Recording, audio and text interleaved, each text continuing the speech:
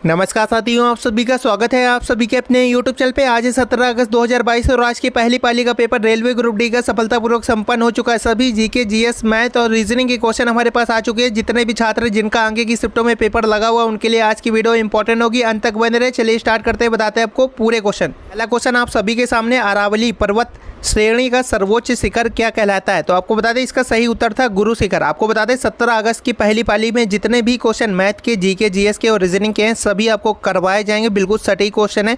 आप लोगों को अगर ये क्वेश्चन का पीडीएफ भी चाहिए तो भी आपको वीडियो में आगे बताया गया, आप लोग कहाँ से ले सकते हैं। तो अरावली पर्वत श्रेणी का सर्वोच्च शिखर आपका गुरु शिखर कहलाता है। इसी प्रकार से अगला क्वेश्चन था कि आदम का पुल किन दो देशों के मध्य स्थित है? तो आपको बता दें भारत और श्रीलंका। भारत और श्रीलंका इसका राइट आंसर है। आदम का पुल जो है भारत और श्रीलंका के बीच में स्थित है। इसी प्रकार से अगला एक क्वेश्चन था, एक व्यापारी का विक्रय मूल्य पर 20% लाभ होता है तो उसका वास्तविक जो लाभ है वो क्या है? आपको बता दें इस क्वेश्चन को सॉल्व करने के लिए सबसे महत्वपूर्ण और सबसे अच्छी ट्रिक है। ये क्वेश्चन आपका दोबारा भी पूछा जा सकता है। यहाँ पे देखिए, एक व्यापारी का विक्रय मूल्य पर 20% लाभ होता है, यानी कि 20% 20/100 हो गया और यहाँ पे 5, ठीक है, 5 यानी कि इसका हो गया क्या, सेलिंग प्राइस, विक्रय मूल्य 5 हो गया और 1 लाभ होता है तो इसका सीपी क्या हो जाएगा? यहाँ पे आप लोगों को पता होना चाहिए कि प्रॉफिट सीपी बराबर क्या होता है, एसपी माइनस प्रॉफिट, ठीक है। तो यहाँ पे आप लोगों को जैसा कि पता है एसपी आप लोगों का कितना दिया है, 5 दिया है, प्रॉफिट दिया है 1 का, यानी कि सीपी हो गया आपका 4। और यहाँ पे 4 अगर हमको क्रय मूल्य पता चल गया, सीपी पता चल गया और 1 का लाभ हो रहा है, यानी कि 1 पे 4 पे 1 का लाभ हो रहा है, गुणे 100 कर देंगे और यहाँ से काट देंगे तो 25% आंसर आ जाएगा। एक बार फिर से देखिएगा आप लोग, 20% यहाँ पे जो है लाभ होता है तो 20/100 करेंगे और यहाँ पे आप लोगों को दिया है विक्रय मूल्य पर, तो यानी कि ये 5 आ जाएगा, ये 1 आ जाएगा। विक्रय मूल्य 5 है तब लाभ 1 होता है। इसी प्रकार से यहाँ पे हम सीपी निकालेंगे तो सीपी बराबर क्या हो जाएगा, एसपी माइनस का प्रॉफिट। एसपी 5 दिया है, प्रॉफिट 1 दिया है तो यहाँ पे सीपी आ जाएगा 4। तो इसी प्रकार से 4 जब सीपी दिया हुआ है और 1 प्रॉफिट हो रहा है तो यहाँ पे लाभ कितना आ जाएगा, तो 1/4 गुणे 100 कर देंगे और यहाँ पे आपका आंसर आ जाएगा 25%। राइट आंसर 25% हो जाएगा। इसके बाद है अगला क्वेश्चन, आवो जनजाति किस राज्य से संबंधित है? तो आपको बता दें इसका सही उत्तर है असम राज्य से। आवो जनजाति काफ़ी ज़्यादा क्वेश्चन बार बार पूछा जाता है एग्जामों में। पिछली बार भी ये क्वेश्चन रेलवे ग्रुप डी के एग्जाम में आखिरी शिफ्ट में पूछा गया था और यहाँ पे आपको बता दें सही उत्तर है असम से। आवो जनजाति असम से संबंधित है। इसी प्रकार से अगला क्वेश्चन है, इंदिरा गांधी राष्ट्रीय उड़ान अकेडमी कहाँ पर स्थित है? तो इसका सही उत्तर है फुर्सतगंज उत्तर प्रदेश। फुर्सतगंज उत्तर प्रदेश इसका राइट आंसर है। इंदिरा गांधी राष्ट्रीय उड़ान एकेडमी आपकी फुर्सतगंज उत्तर प्रदेश में स्थित है। इसके बाद अगला क्वेश्चन बहुत ही ज़्यादा महत्वपूर्ण, कोई धन साधारण ब्याज पर 100 वर्षों में 1020 रुपये तथा 8 वर्षों में 1200 रुपये हो जाता है तो मूलधन बताना था इसका, ठीक है। तो आप लोगों को सबसे पहले एक थोड़ा बेसिक बता देते हैं। जो ब्याज होता है, साधारण ब्याज जब भी निकाला जाता है तो ब्याज आप लोग किसी भी वर्ष का दूसरे, तीसरे, चौथे वर्ष का निकालें तो ब्याज में कोई भी चेंजमेंट नहीं होता है, ब्याज हमेशा सेम रहता है। तो यहाँ पे आप लोग जैसा कि देख पा रहे होंगे कि 5 वर्षों में इतना जो है साधारण ब्याज मिलता है और 8 वर्षों में 1200 रुपये हो जाता है उसका साधारण ब्याज। तो यहाँ पे 3 वर्षों में जो है साधारण ब्याज, 3 वर्षों में साधारण ब्याज कितना हो जाएगा उसका, 3 वर्षों में हो जाएगी। इसको माइनस कर देंगे तो यहाँ पे आपका आ जाएगा 180, ठीक है, 180 आ जाएगा। और 1 वर्ष में कितना आ जाएगा, तो 1 वर्ष में आ जाएगा ये आपका 3 × 18 60 आ जाएगा। जब 1 वर्ष में 60 आ जाएगा तो यहाँ पे 5 वर्षों में कितना हो जाएगा, तो 5 का गुणा जब कराएंगे तो 6 × 5 = 30, 300 आ जाएगा। यानी कि 5 वर्षों में 300 ब्याज उसको मिलता होगा, लेकिन 5 वर्षों में धन तो यहाँ पे 1020 है तो यहाँ पे 300 जब घटाएंगे तो 720 इसका क्या आ जाएगा, मूलधन आ जाएगा। जब 720 रुपये यहाँ पे जो है इसका मूलधन आ जाएगा 720 रुपये पर 5 वर्षों में जो है इसको 300 रुपये ब्याज मिलता है। 5 वर्षों का हमने जो है ब्याज निकाल लिया, साधारण ब्याज। तो यहाँ पे आप लोग इस प्रकार से निकालेंगे। सबसे पहले 3 वर्षों में जो उसका ब्याज निकल रहा है, ठीक है, तो उसको निकाल लिया। इसके बाद 1 वर्ष में, इसके बाद 5 वर्ष में कितना मिलेगा उसको फिर माइनस कर दिया इससे और यहाँ पे हमने निकाल लिया आंसर 720। इसके बाद अगला क्वेश्चन है, ईश्वर का निवास स्थान किस नगर को कहा जाता है? तो इसका सही उत्तर है प्रयाग को। ईश्वर का निवास स्थान प्रयाग को कहा जाता है। राइट आंसर क्या हो जाएगा, प्रयाग हो जाएगा। इसके बाद अगला क्वेश्चन है, कर्क रेखा किन राज्यों से होकर गुजरती है? तो आपको बता दें इसका सही उत्तर है राजस्थान, 8 राज्यों से भारत के कुल 8 राज्यों से होकर कर्क रेखा गुजरती है। राजस्थान, गुजरात, मध्य प्रदेश, छत्तीसगढ़, झारखंड, पश्चिम बंगाल, त्रिपुरा और मिजोरम। 1 2 3 4 5 6 7 8। तो आप लोग इसको याद रखें क्योंकि ये पूछा जा सकता है कि किन राज्यों से होकर कर्क रेखा नहीं गुजरती है या कितने राज्यों से होकर कर्क रेखा गुजरती है। ये क्वेश्चन पॉपुलर रहा है जितने भी कंपटीशन के एग्ज़ाम है उसमें। तो यहाँ पे राजस्थान, गुजरात, मध्य प्रदेश, छत्तीसगढ़, झारखंड, पश्चिम बंगाल, त्रिपुरा और मिजोरम से होकर कर्क रेखा जो है गुजरती है। कार्डामम पहाड़ी, जिसको हम लोग इलायची की पहाड़ी भी कहते हैं, ये कहाँ पर स्थित है? तो आपको बता दें इसका सही उत्तर है केरल में। इलायची की पहाड़ियाँ जो हैं केरल में स्थित है। राइट आंसर क्या हो जाएगा? केरल इसका सही उत्तर हो जाएगा। कावेरी जल विवाद किन राज्यों के बीच में है? तो आपको बता दें कावेरी जल विवाद ये आपका कर्नाटक और तमिलनाडु के बीच में है। कर्नाटक और तमिलनाडु इसका सही उत्तर हो जाएगा। राइट आंसर हो जाएगा। किस देश के साथ न्यूमोर द्वीप के कारण भारत का विवाद है? तो बांग्लादेश इसका राइट आंसर है। किस नदी को बिहार का शोक कहा जाता है? तो कोसी नदी इसका सही उत्तर हो जाएगा। कोसी नदी को बिहार का शोक भी कहा जाता है। किस बंदरगाह को भारत का प्रवेश द्वार कहा जाता है? तो मुंबई इसका सही उत्तर हो जाएगा।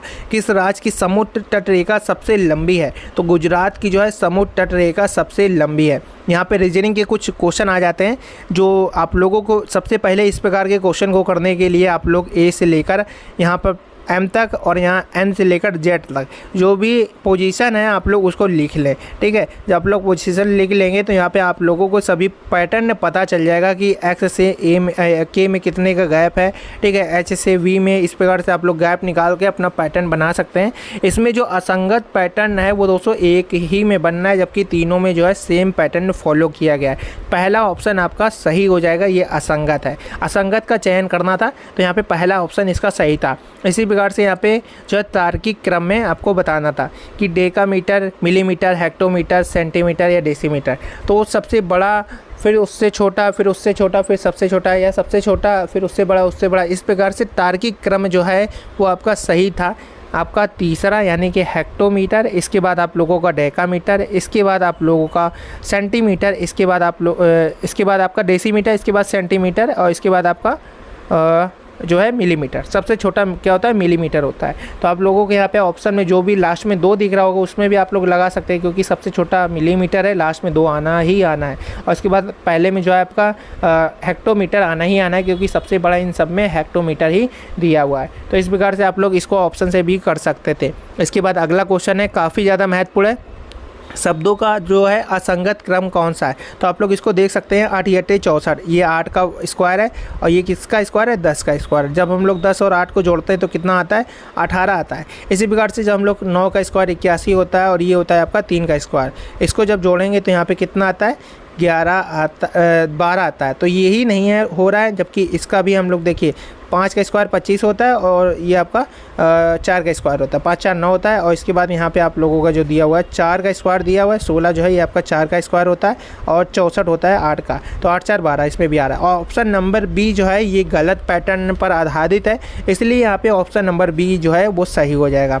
ठीक है, अगला क्वेश्चन है, सोहन उत्तर दिशा की ओर चलना शुरू कर देता है और 70 मीटर चलने के बाद वह बाएं मुड़ता है और 35 मीटर सीधे चलता है। फिर वह बाएं मुड़ता है, 30 मीटर चलता है, फिर वह बाएं ओर मुड़ता है और 35 मीटर दूरी तय करता है। प्रारंभिक बिंदु से वह कितनी दूरी पर है? तो आप लोग जब इसको करें तो आपको पहले पता होना चाहिए कि पूरा पश्चिम उत्तर दक्षिण सही क्रम क्या है। इसके बाद आप लोग यहाँ पे जब इसको निकालेंगे राइट आंसर आपका 40 मीटर उत्तर की ओर सही हो जाएगा। इसके बाद अगला क्वेश्चन है, शिक्षा से संबंधित जो है आपका तमन्ना टूल का विकास किसने किया है? तो NCERT ने किया है। NCERT ने शिक्षा से संबंधित तमन्ना टूल का जो है विकास किया है।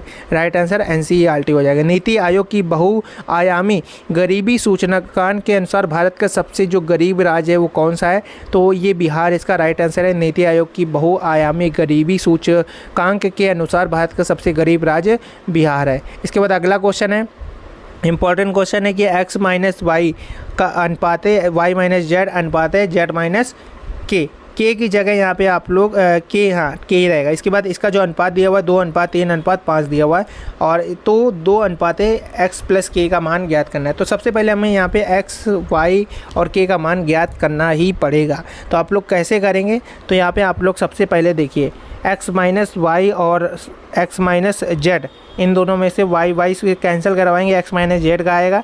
इसके बाद आप लोग जब एक्स माइनस जेड का और वाई जेड माइनस के का करेंगे तो जेड से जेड कैंसिल होगा, एक्स और के का रिलेशन आ जाएगा। तो वहाँ से जब रिलेशन आ जाएगा तो यहाँ पे हम लोग एक्स प्लस के का जो है मान निकाल के अपना रखेंगे और यहाँ पे आप लोग आंसर निकालेंगे। तो एक्स प्लस के का जो है जो मान आएगा वो 4 आएगा, हम आपको बता देते हैं।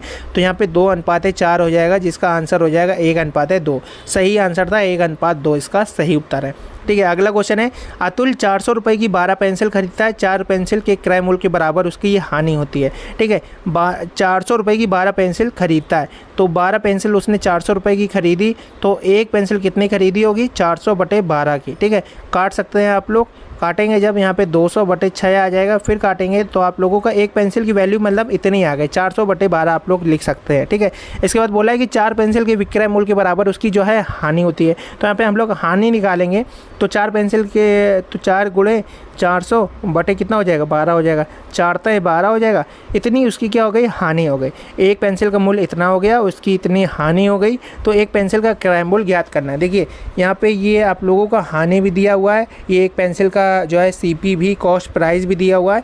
तो यहाँ पे हम लोग आराम से जो है उसका जो एक पेंसिल का क्रय मूल्य है वो निकाल सकते हैं। तो यहाँ पे आप लोग आराम से इसको कर सकते हैं। अगला क्वेश्चन है, संकेतों को बदलने पर जो है निम्न समीकरण को संतुलित करना था। तो यहाँ पे जो राइट आंसर था वो था 1/6 से दिया था। ठीक है, और भागे था 1/24, और इसके बाद आपका माइनस था 2, और इसके बाद गुणे था माइनस था 2, इसके बाद गुणे था 8। ठीक है, गुणे था 8, इसके बाद प्लस था 35 और बराबर था 23। ठीक है, तो जब आप लोग इसको सॉल्व करेंगे तो यहाँ पे आप लोग जैसे कि देख पा रहे होंगे भाग का निशान यहाँ पे लगा हुआ 1/6 और 2, तो 1 यहाँ पे 3 आ जाएगा। ठीक है, आप लोग इसको करना, 2 एकम 2, 2 3 6 आ जाएगा, और 8 दूनी 16 और प्लस 35। जब आप लोग इसको सॉल्व करेंगे तो यहाँ पे आप लोगों का कितना आएगा? 4 इधर से, तो यहाँ पे आप लोगों का आ जाएगा 19। ठीक है, इसको सॉल्व करेंगे तो यहाँ पे आपका 23 ही आंसर आएगा। तो आप लोग इसको देखना, पैटर्न सही था आपका, भाग का, माइनस का, गुणे का, प्लस का और बराबर का। अमेज़ॉन का भारत में पहला डिजिटल केंद्र किस राज्य में लॉन्च किया गया है? तो इसका सही उत्तर है सूरत। अमेज़ॉन का भारत में पहला डिजिटल केंद्र सूरत में लॉन्च किया गया है। राष्ट्रीय मत्स्य दिवस जो है किस दिन मनाया जाता है? तो 10 जुलाई को मनाया जाता है, इसका सही उत्तर।